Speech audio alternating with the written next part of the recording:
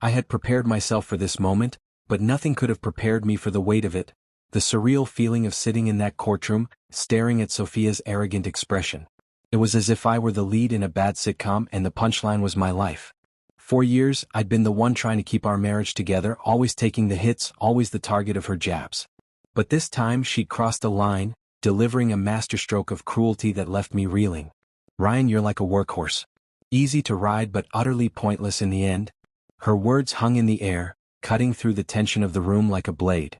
The courtroom erupted in laughter.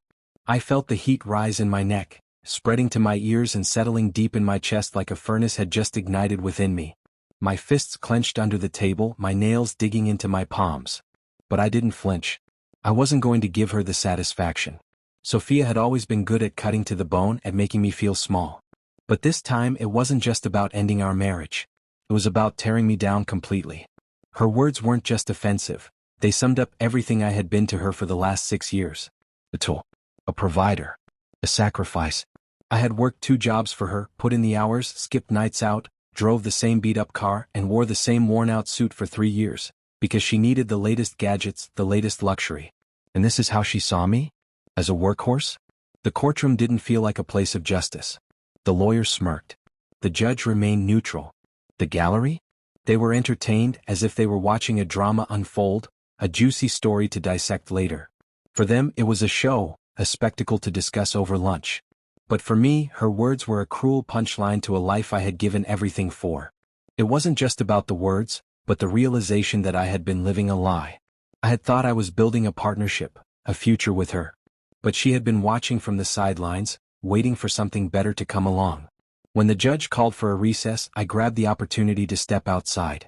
The cool stone wall outside the courtroom became my lifeline as I leaned against it, gasping for air. For the first time in months, I let myself feel everything: anger, shame, disbelief. How could someone I had loved so deeply tear me down so effortlessly? But strangely, as I let the reality of it all wash over me, I couldn't help but feel liberated. Her cruelty had freed me from the chains of pretending. She had finally said aloud what she had probably been thinking all along. No more pretending. No more second-guessing myself. No more trying to fix something that was already broken. I straightened my tie and looked at my reflection in a nearby window. There stood the so-called workhorse, tired, yes, but still standing. Still breathing. Still stronger than she ever gave me credit for. I wasn't broken. I wasn't disposable. I was a survivor. And when I stepped back into that courtroom, I would show her exactly what that meant. When the judge called us back in, I entered the room differently. Calmer. Stronger. The tension in my shoulders, the anger in my heart, they were gone. Sophia could tear me down all she wanted, but I wasn't going to let her destroy me. Her lawyer began with the same tired narrative. The same accusations. The same tired words. Uninspired. Lazy. A burden. The workhorse comment was repeated, and Sophia leaned back in her chair with that smug look of someone who already thought they'd won. But then Claire, my attorney, rose to her feet, her voice steady and sure. Piece by piece, Claire dismantled their argument. Bank statements. Receipts. Photos. Every sacrifice I had made, every ounce of effort, every moment of hardship, was laid bare for the court to see. It wasn't just my story anymore. It was the truth. And then Claire turned to me. "Do you want to speak?" This was my moment. My chance to stand tall. To reclaim what had been taken from me. I stood up, straightened my tie, and faced the room. "Yes," I began. "Sophia called me a workhorse. And she's not entirely wrong. I worked harder than she'll ever know to build the life we had. But those sacrifices weren't for me. They were for us." I paused, my gaze sweeping across the room. The gallery was silent now. Even the judge leaned forward, watching me with interest. "Sophia likes metaphors," I continued. "So let me give her one. Yes, I am a workhorse. But not because I'm weak. Not because I'm disposable. It's because I am a weight-bearer. I don't give up. No matter how heavy the burden." I did something unexpected then. I removed my jacket and unbuttoned my shirt. I revealed the calluses and scars on my arms, years of hard work etched into my skin. "This," I said, pointing to the marks on my arms, "is what it means to be a workhorse. These scars represent the sacrifices I made, while Sophia was busy spending money on luxuries. And yet, she mocks me as if I did nothing." I locked eyes with her then, and for the first time, I saw her confidence falter. Her smile was gone, replaced by something that resembled doubt. The condo, the vacations, the life you flaunted on social media. Those were my sacrifices, I said, my voice steady. And now you want to take away what little I have left. But let me be clear. I'm not a roadblock. I'm a survivor. The room was captivated. The laughter from earlier had turned to silence, as if they too were finally seeing the truth. I turned to the judge, my voice firm. Not even the woman I once loved can destroy what I've built. As I buttoned my shirt and returned to my seat, the room remained still. Sophia's lawyer struggled to regain their footing. Even Sophia, for the first time, looked pale, her smug expression shattered. Claire leaned over to me, whispering, "That was brilliant." For the first time in years I felt free. Vulnerable, yes, but free. Sophia had underestimated me. She thought she could control the narrative, twist it to her advantage. But the truth, it has a way of breaking through. The gallery, once alive with whispers, now seemed to be holding its breath. The judge reclined in his chair, a serious smile on his face. "Thank you, Mr. Ryan. You may sit," he said. As I returned to my seat, Claire gave me a slight nod of approval. But the rest of the session was a blur, filled with formalities and legalities. In the silence of the room I sensed the shift in power. And for the first time in my life, I knew that no matter what happened next, I had won. For the first time during this entire ordeal, the power dynamic had shifted, and it was no longer in Sophia's favor. The judge, having carefully reviewed the evidence, turned to her and spoke with a stern tone. "I suggest you carefully consider your next course of action, Mrs. Sophia. The evidence against you is strong." She nodded rigidly, her face a mixture of dread and simmering rage, her earlier confidence shattered. As we left the courtroom, Claire turned to me, her eyes shining with quiet satisfaction. "You've got them on the ropes?" I nodded, though there was no room for celebration. There was still more to be done and critical decisions to be made. But for the first time since all of this started, I felt a rare sense of relief. The day Sophia's carefully crafted facade began to crumble, I realized that I was winning, and the realization felt like a weight lifting from my chest. When the hearing resumed, the tension in the room was palpable. The air buzzed with anxiety.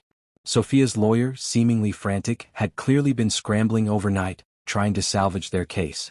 Papers were exchanged quickly, whispers were exchanged in hushed tones, and I could feel the intensity of their glares burn into my back, sharp enough to melt steel. Sophia sat across the room, poised and composed as ever, with her makeup still flawless. Yet her posture betrayed her. She sat with her head bowed, her eyes darting nervously between me and the judge. The woman who had so coldly mocked me days earlier with her workhorse remark now looked like a person walking a tightrope over an abyss. When the judge entered, the room fell silent. He wasted no time in addressing the matter at hand. "I have examined the plaintiff's evidence, which includes financial records, third-party responses, and testimony. It is abundantly clear that Mrs. Sophia has acted in a manner that is harmful to the integrity of this marriage." Sophia's head shot up as her lawyer muttered desperate warnings to her, but it was too late. The judge continued, his voice unwavering. "This includes but is not limited to stealing money from a joint account, engaging in an affair outside the marriage, and attempting to falsify Mr. Ryan's comments during these proceedings." The room was utterly still. You could have heard a pin drop. Sophia's lips quivered and her face went pale. She wanted to speak, but no words came. She was silenced by the weight of the truth. "Mrs. Sophia," the judge said sternly, "your actions not only contradict your statements, but they also demonstrate serious wrongdoing. This court does not tolerate such conduct." The gallery hummed with whispers as Sophia's mask began to crack, revealing the real person behind her false persona. Even her lawyer appeared to shrink, looking as though they wished they could vanish. The judge then turned to me. "Mr. Ryan, your allegations of financial and emotional exploitation are credible. Based on the facts presented, you have shown incredible poise and integrity throughout these proceedings." I nodded, keeping my expression neutral, though inside, a rush of emotion surged within me. Years of humiliation, self-doubt, and uncertainty began to fade into the background. The court laid out the financial penalties Sophia would face. She would be forced to return the money she had stolen and pay a substantial share of the marital assets. The final blow came when the judge leaned forward slightly, his voice colder than before. "The court acknowledges the damage your actions have caused, Mrs. Sophia. I would encourage you to reflect on the choices that have led you to this point." Sophia sat there, her shoulders slumped, her earlier arrogance reduced to a hollow shell. She looked like she might cry, but instead, she sat motionless, her confidence crumbled to ashes. As the judge adjourned the session, I packed up my things, walking past her table. I leaned in slightly, meeting her gaze for the first time since the trial began. "Workhorse, huh?" I muttered under my breath. She didn't reply. She didn't even raise her head. I walked out of the courtroom with Claire by my side, and for the first time, I heard myself laugh, a genuine, unburdened laugh. "You should have seen her face when the court announced the penalties," Claire said with a grin, and I couldn't help but laugh again. Outside, the air felt crisp and fresh, and the sun shone brighter than it had in months. Sophia had believed she could break me, humiliate me, take everything I had worked for. But instead, her carefully constructed mask had been ripped off for all to see. Walking down the courthouse steps, I felt like I had shed a heavy coat on a scorching day. The sting of Sophia's betrayal, once so sharp, now felt like a dull bruise, still present but not nearly as painful. As Claire and I discussed the next steps, I wasn't really listening. My mind was already envisioning a life without Sophia's constant demands. For the first time, I was asking myself, what do I want? I began to remove traces of her from my life. The furniture, the artwork, even the absurd decor she had insisted on, it all went. The house, once cramped and stifling, now felt lighter, roomier, as if it finally belonged to me. One day, while going through a closet, I stumbled upon an old sketchbook I hadn't touched in years. Sophia had called it a childish pastime, but as I opened it and began to sketch again, I felt like I was reclaiming a lost part of myself. The lines were shaky at first, but with time they grew steadier, as if the act of creating again was helping me rebuild who I had been before I lost myself. I reconnected with old friends too. "We were waiting for you to wake up, man," one of them said, and I realized how much I had drifted from the people who cared about me. As weeks turned into months, I rebuilt myself. Physically, emotionally, and socially. The man who stared back at me in the mirror wasn't the same one who had walked into that courtroom. He was stronger, freer, and more self-assured. Forgiveness? It wasn't for Sophia. It was for me. Her betrayal wasn't about me, it was about her own selfishness, her inability to value what she had. The final court session wasn't what I expected.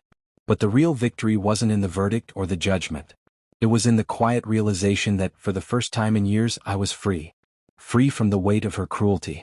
Free from the man I thought I had to be to please her. And most of all, free to start living a life that was entirely my own.